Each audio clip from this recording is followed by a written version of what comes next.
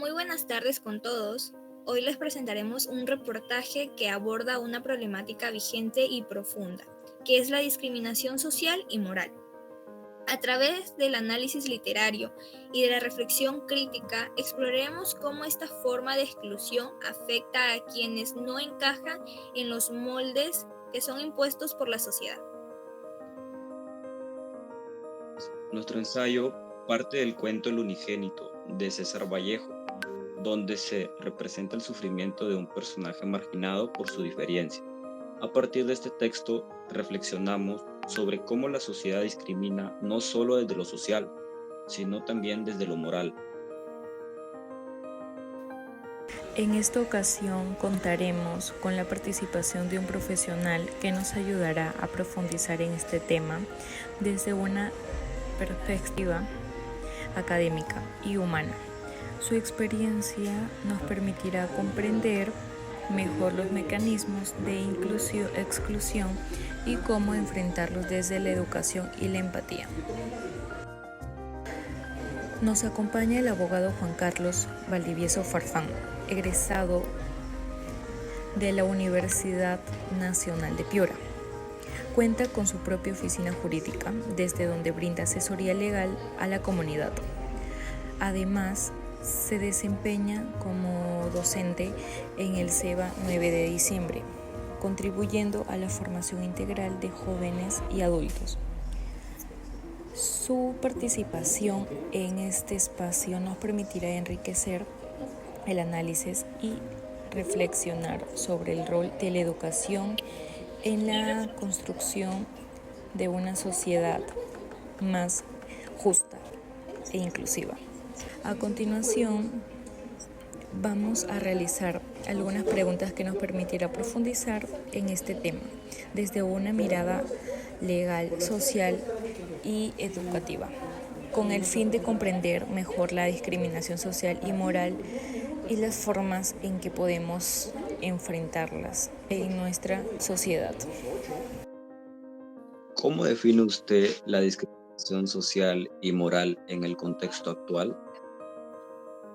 En primer lugar, quiero expresar mi agradecimiento a todos y cada uno de ustedes por la posibilidad que me brindan de poder acercarme a la sociedad a través de esta entrevista y poder expresar puntos de vista referentes a este tema que, que aún está, que aún persiste, que está en boga y que es bastante lamentable para nuestro país. Desde momentos o años muy lejanos, cuando el alumno que me antecedió en la palabra tocaba al bate de la poesía universal a don César Abraham Vallejo Mendoza, que es el nombre de la universidad donde ustedes estudian. Este bate de la literatura casualmente en su tiempo fue discriminado, en su tiempo fue apresado y en su tiempo hubieron problemas y protestas porque hasta tuvo un momento de su vida encarcelado, ¿no? Y bueno, se llevó a cabo un juicio donde lo condenan y él parte para París. Sin embargo, respecto a estos dos temas, social y moral, discriminatorios y en el contexto actual, miren ustedes, Vallejo, ¿qué año? Recuerdo el año 1918, que data en los libros, su libro Los Heraldos Negros, pero ahora estamos 2025 y sin embargo me están preguntando, está referida básicamente al trato desigual o desfavorable hacia una persona o hacia un grupo de personas, ¿no? Debido a las características reales o percibidas, por ejemplo, origen, clase social, idioma, estilo de vida, género. Desde ahí empieza esa discriminación, ¿verdad?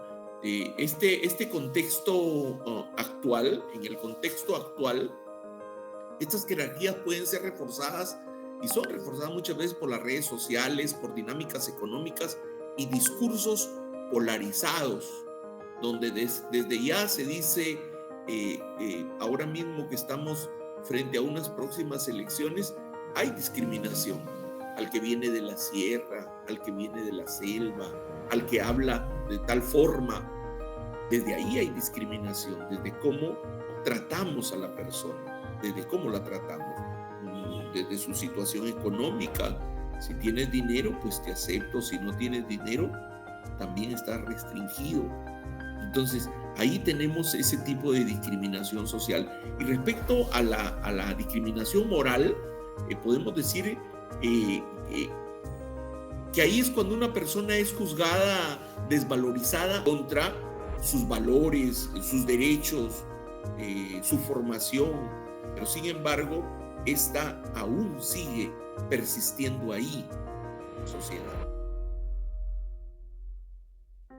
Muchas gracias por su respuesta. Bueno, continuando con las preguntas, ¿qué factores culturales o estructurales perpetúan este tipo de discriminación en nuestras comunidades? Ya, factores, hay dos factores que ustedes me dicen, ¿no? Los factores culturales y los factores estructurales que contribuyen a que esta discriminación persista, ¿no? Estamos hablando de normas y estereotipos heredados, es decir, que vienen de generación en generación. Las familias que tienen un nombre o un apellido, un abolengo, y que muchas veces hasta ustedes lo han visto en las novelas o en las películas, ¿cierto? Aquella persona antes en nuestro país, el gamonal, el que tenía y al que tenían que respetarlo, y eso todavía, yo vengo de una familia tal. Entonces ahí mismo, desde ahí surge la discriminación, desde esos estereotipos heredados, ¿no? Luego tenemos las visiones moralistas, por ejemplo, y autoritarias. Yo tengo la razón porque lo que yo he estudiado, lo que yo he tenido como conocimiento desde mi familia, eso es lo que vale y eso es lo que persiste. La moral que yo tengo no es la misma moral que tú tienes. Entonces, desde ahí es donde ya hay discriminación desde el aspecto cultural. Los medios de comunicación y las redes sociales también muchas veces estos medios de comunicación incrementan ese tipo de discriminación. Desde ahí también existe una discriminación. Y en el aspecto y en los factores estructurales, afirmamos también que se perpetúa este tipo de discriminación desde la desigualdad económica. El que tiene más puede desde ahí decir: yo puedo entrar a este sitio, yo puedo pagar más, hago uso de mi dinero para ir donde yo deseo, y discrimino al otro porque no tiene. Entonces ahí hay un problema que condiciona oportunidades y refuerza los estigmas de clase, ¿no? Y también por ejemplo, el sistema educativo, que en este caso no abordan suficientemente la diversidad, la ética, el respeto, el pensamiento crítico, ¿no? Luego las políticas públicas que se desarrollan son insuficientes. Esto debería de tratarse también en el tema electoral, que ahora estamos próximos a celebrarlo para elegir al nuevo presidente. Desde ahí hay discriminación y desde ahí tendrían que ponerse de acuerdo como una política pública la no discriminación de nuestros mismos hermanos que son peruanos.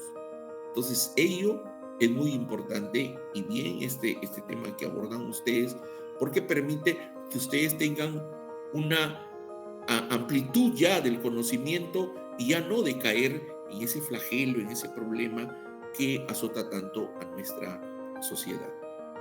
Bueno, la siguiente pregunta, abogado, es: ¿qué consecuencias emocionales y sociales pueden sufrir una persona que es discriminada moralmente por su forma de ser o pensar? Ya, dentro de las consecuencias emocionales, por ejemplo, como yo soy también docente de una institución educativa y docente de un SEBA, el SEBA es un Centro de Educación Básica Alternativa. Estos SEBAs, ahí estudian jóvenes que interrumpieron sus estudios, por ejemplo, porque no tenían dinero, porque vienen de hogares disfuncionales, porque de repente la niña en su educación básica regular, cuando estaba en tercero, cuarto, quinto, secundaria, salió en estado, interrumpió sus estudios. Entonces, estos SEBAs acogen a todas estas personas para que culminen su educación, Entonces, pero hay consecuencias emocionales también que tenemos en estos jóvenes.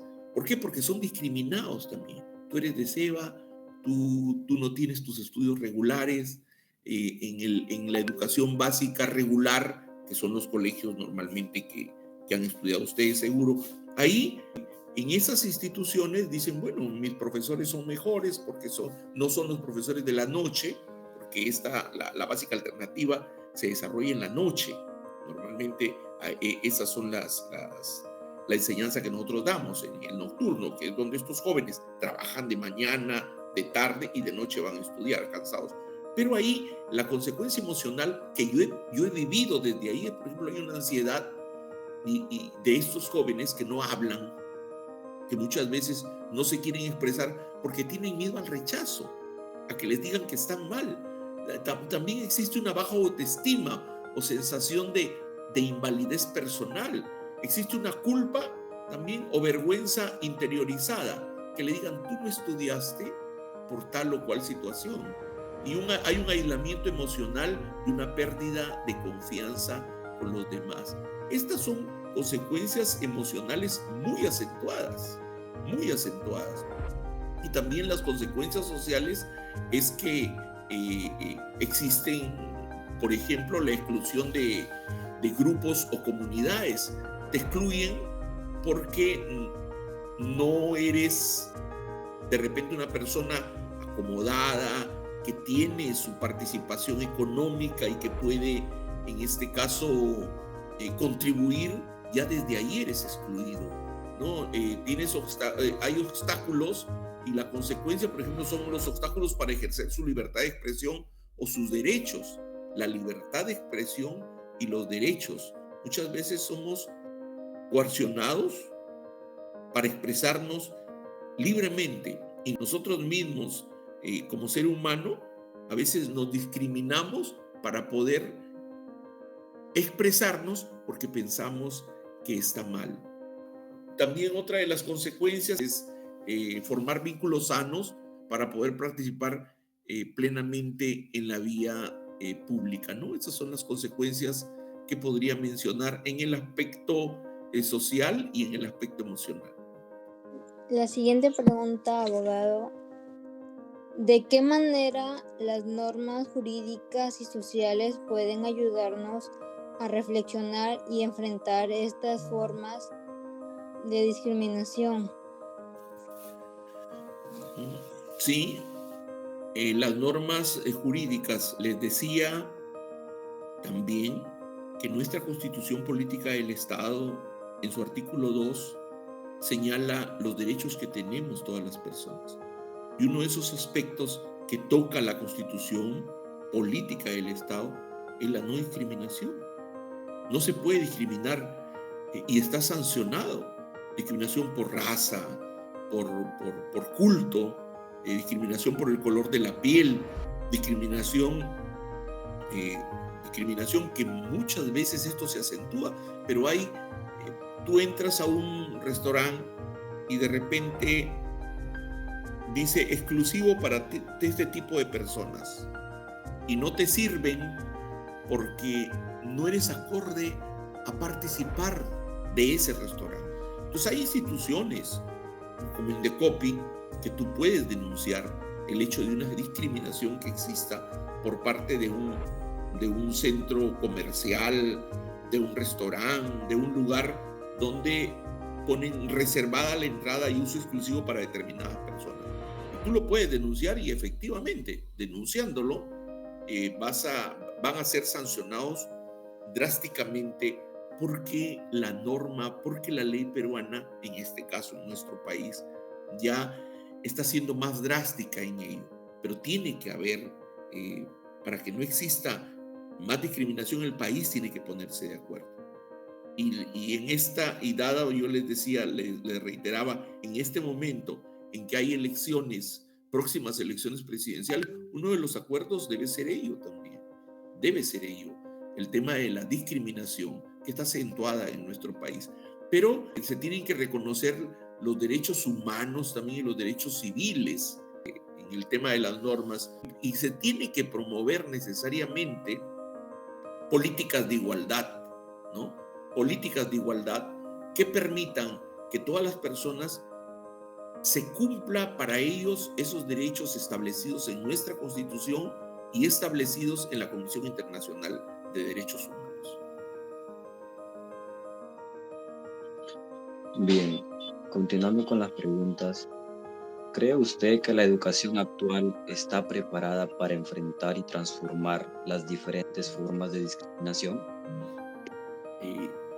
Fíjense, la currícula nacional aún adolece, hay pocos criterios con temas de diversidad, ética, ciudadanía, democracia y derechos humanos. Aún no está establecido fehacientemente en nuestra currícula ello.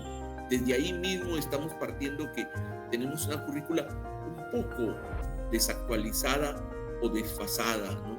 Entonces, porque debe estar incluido y debe estar en la preparación de nuestros docentes, debe haber una preparación a nuestros docentes en lo que significa la interculturalidad, la inclusión, la resolución de conflictos en la educación emocional. Eso es fundamental, porque por ello es caldo de cultivo en las instituciones educativas, y que ustedes lo habrán escuchado, y que ustedes seguro habrán tenido hasta casos que han llegado como estudio para ustedes también como estudiantes, el tema del bullying. El tema del bullying sale de ahí, de esa discriminación que hay hacia las personas, que hay hacia nuestro par, hacia nuestro compañero, hacia nuestro amigo, hacia el ciudadano o hacia aquel joven que lo miramos de lejos porque no es de nuestra clase, porque no estudia, porque no tuvo posibilidades, y desde ahí nosotros ya estamos fomentando una discriminación, ¿no? Los prejuicios y los estigmas, ¿no? Hay una resistencia cultural, y ya les decía, ello debe de abordarse desde las escuelas, desde las escuelas y desde la familia. Y el rol del docente juega ahí, capacitado, por supuesto, el docente juega un papel muy importante, porque los docentes tienen las escuelas de padres, y en las escuelas de padres ellos tienen que preparar a los padres para que ellos hagan ese trabajo también en sus casas, en sus domicilios, con su familia, y que se integren y logren entonces así poner ese grano de arena que nuestra patria necesita para seguir creciendo. Agradezco su consideración, estimado. A continuación le propongo la siguiente pregunta para terminar con la entrevista. ¿Qué mensaje le brindaría usted a los estudiantes de la comunidad vallejiana para promover una convivencia más justa y empática? Sí, desde el lugar donde están, desde el lugar donde ustedes participan, que es la universidad.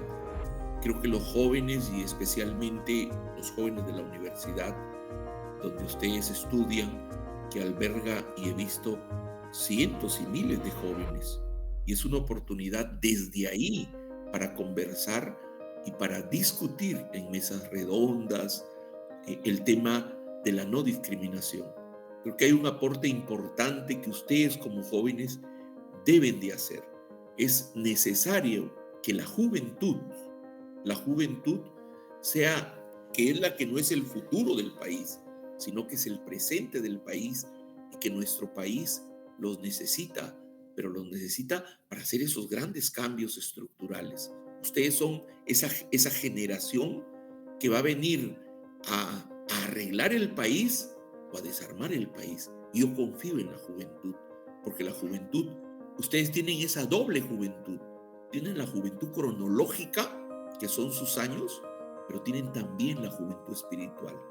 Entonces es importante que esas dos juventudes de ustedes que están en su interior sean las que pongan a nuestra patria en ese sitial que debe estar siempre.